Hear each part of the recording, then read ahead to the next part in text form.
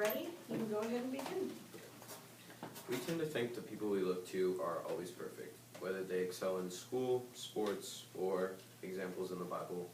We tend to think these people are perfect and without flaw. However, people are human. They make mistakes, and we are just like them, except some excel better than most. Excellence is possible without perfection. These can be found in examples such as people in school who tend to get the best grades and seem to never study. However, what we don't see is the behind the scenes of them studying constantly, and if friends say want to hang out, they have to say no because I have maybe a test tomorrow or homework I need to get done. These people are responsible and tend to make decisions better than the people who think that they are just good without any flaws whatsoever. The second example is sports.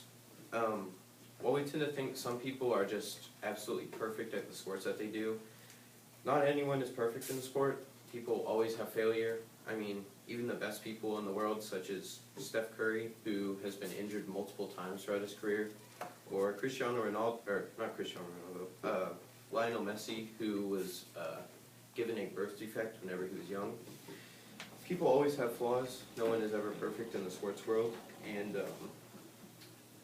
another example is Michael Jordan. He was actually not allowed on his high school basketball team, but he didn't allow that to stop him, and that was a flaw of his, but he overcame it and went on to be the best basketball player ever.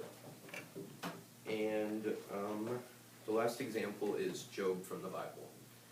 Now, whenever we think of a firm believer in Christ, we think of someone who's probably doesn't have much, but still holds on to their faith. However, this wasn't the case with Job. Job had much wealth, many kids, many farm animals. He was a very wealthy man and was very content with life. However, one day the devil asked God if he was able to tempt Job. He said, "You can tempt Job in whatever way you want, but you cannot kill him." So what God did is he allowed all of his livestock to be killed. Yet Job still remained faithful to God. The next day, God took away Job's children because the cornerstone in the house was taken away by the wind, and it fell with all his children in it.